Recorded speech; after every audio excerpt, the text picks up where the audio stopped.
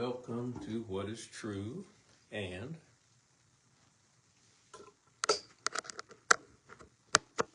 for your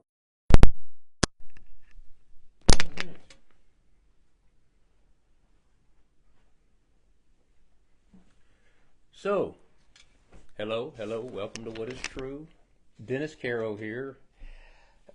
For those of you that have tuned in before and never really made an introduction, I do the work of an evangelist at the Little Rock Church of Christ, and this TV program, What is True, has been on the networks or the network here in Little Rock, Arkansas, for 25 years, and with like everything else that has kind of occurred in our society,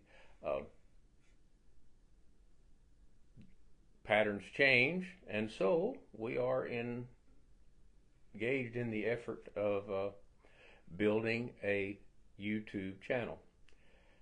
That being said, I ask you to do this for me, and that is if you could like or share. I understand in the making of these or the development of these lessons and these pages, I should say. Then we have a apparently the process. I just shared that. Sorry, there's a anyway, they can delete it. Hey, what's interesting is, and so today's lesson is going to be kind of American because of the topic of social drinking. Now, let me take that back. I got friends in India. They like to party as well. So I should not make that comment that it's just for America, because my friends in India and Pakistan, this idea of drinking and gambling. Let's try putting it. Yes. Welcome to the professional channel. I'm sorry, y'all. I am getting better, and I have had real problems here, haven't I? Tell you what, go get that set. All right. Always live in fear of that, but all right, y'all get to watch live and in person. All right. Hopefully, we'll be in place without need to set my camera. This is what happens when you operate on a zero budget with no skills. So, need to set my camera. This is what happens when you operate. All right, there we are. Thank you for hanging around, those of you that have, and for those of you that have not, hopefully you can tune back in later on. Social drinking and gambling. That's the ones we're looking for. Social drinking and gambling. Because of the two things I think that are questionable in the minds of Christians, and you can let me know in the comments if you have a question or comment about this, because we won't have time to cover the entire subject today, I don't think, unless we choose to do that. But here is the thing that I want us to be aware of. That is that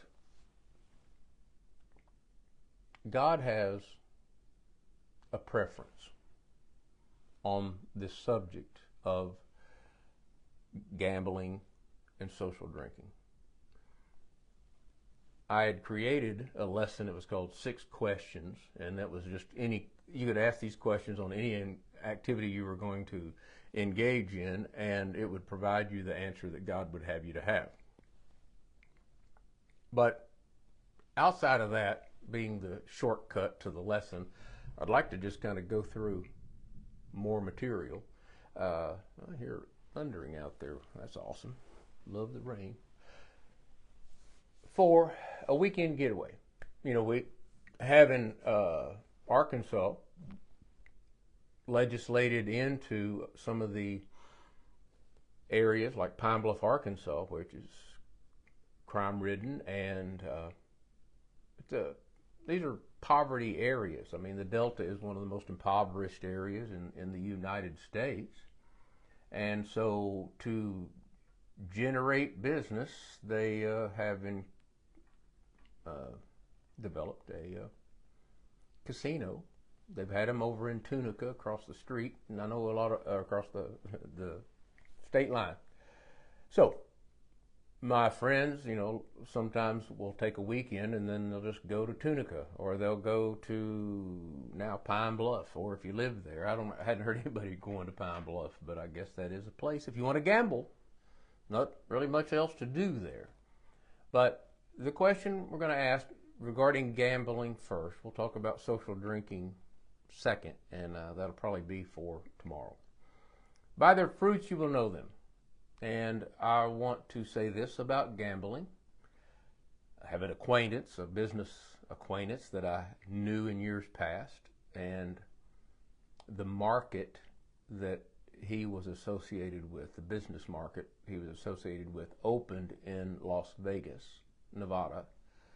And I don't know if he was going there prior to that time, but he went there, and the end result was that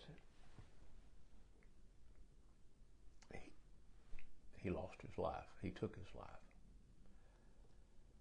And you didn't know.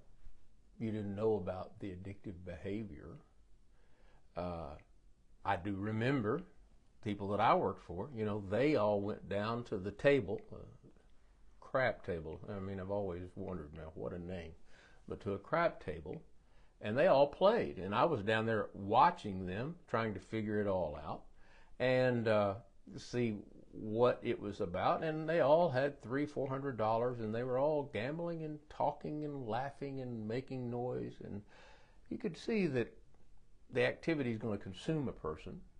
I remember the first time that I even was forced to stay in a casino because of a market, that a woman was at a machine, a slot machine, the night when I got in early, or got in, normal time, went and got my supper, took it up to my room to eat, and the woman at this little slot machine was playing that night. I guess it was 7:30, 8 o'clock when I got by there. The next morning, you got to get out of your room to have coffee, and I come down at 5 a.m. and she's still at the slot machine, consumed by the activity. And that's what, no matter what you want to say about this topic, we have greed, we have covetousness, and we have obsession. And very rarely does one engage in the activity to where that it does not grow. That is, they may start with doing some small gambling. 4. The love of money is the root of all kind of evil.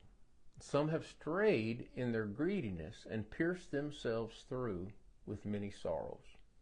Now, I believe that this is speaking directly to such a desire for money that one would be willing to try to take it from somebody at the risk of losing what they have. In other words, that's what the gambling is all about, is you got to take a risk.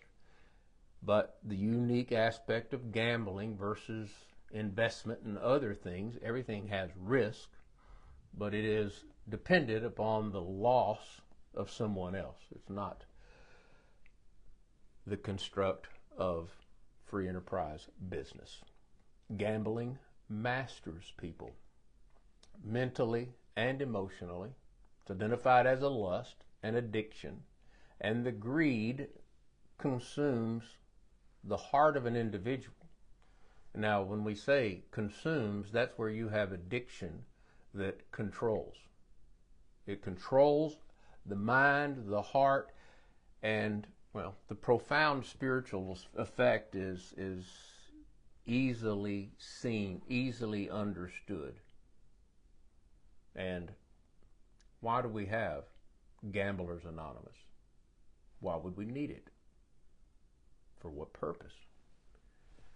So gambling masters people. That's why, and those anonymous things are so somebody can go in, they've gotten themselves into an addictive behavior that they cannot control. And they're going into a group of individuals to get help in how to control it. It's the reality. Now, gambling masters people, Titus 3 talks about the Christian. They said, what should the Christian do? We ourselves were once foolish, disobedient, deceived, serving various lusts and pleasures, living in malice and envy. So, we begin to serve various desires, and that is they're inordinate. It's inappropriate. 1 Thessalonians 4, 11 and 12, that you may aspire to lead a quiet life. A life to mind your own business, do the work with your own hands, and we command you that you may walk properly toward those who are outside, that you may lack nothing. This text is talking to a Christian and his influence and what he will refrain from for the sake of influence. I'm going to talk about this in gambling, and I'm going to talk about it in social drinking. And the reason that I'm setting that before you is because a lot of my Christian friends, my brothers that I am aware of, and I know some deacons that really argued for this idea of drinking not being condemned in the Bible. Dennis, can you prove that taking a drink is condemned in the Bible? Absolutely not.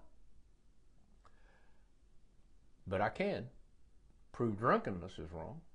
And when we begin to talk about, we have some things that we must accept. Now, let's stay on track. Gambling. When we talk about how we obtain money, we have, number one, you work with your own hands. Number two, Deuteronomy 25, you shall not have your bag differing weights. This was, that's what we have, the government that checks weights and measures at the produce department or at the gas tank. A heavy and a light weight, that is, you got one where you cheat.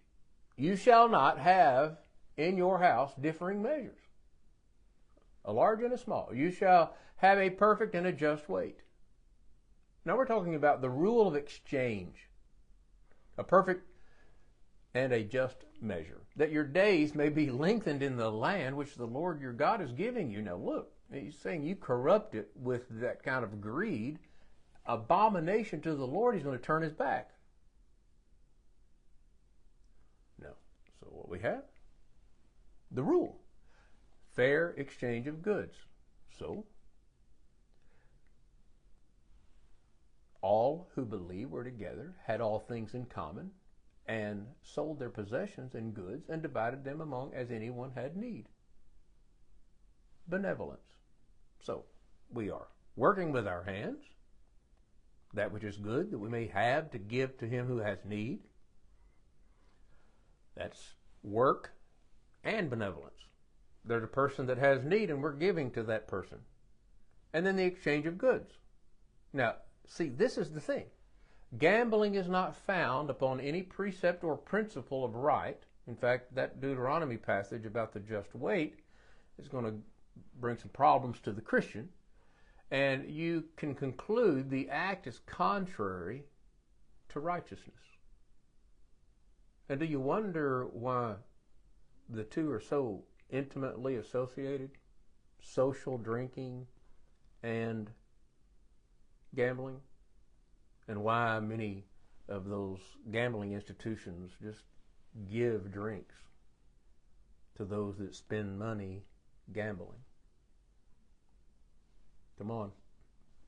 I don't want to say the word, but it's pretty foolish.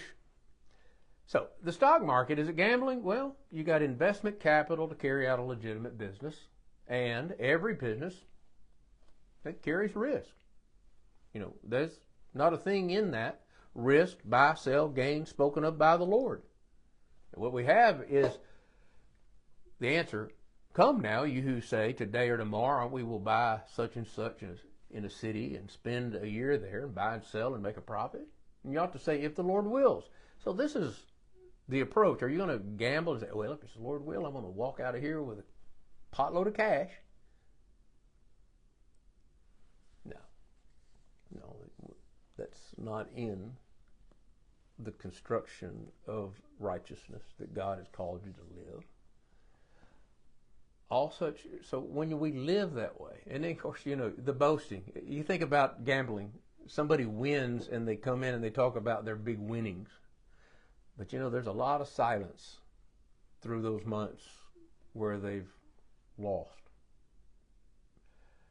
All such boasting is evil. Therefore, to him that knows to do good and does not do it, to him it is sin. We got to ask ourselves, are we losing our priorities? And then our influence must always be considered.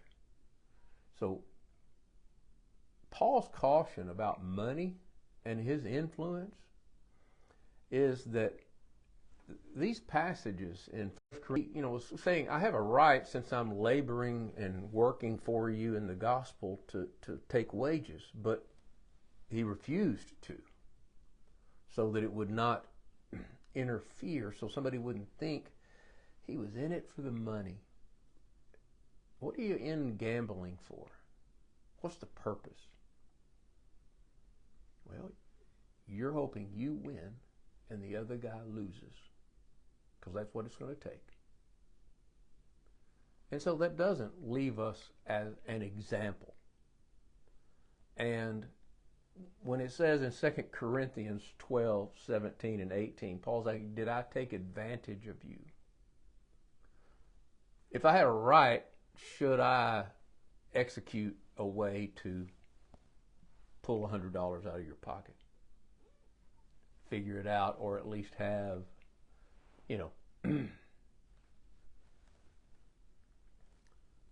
the upper hand.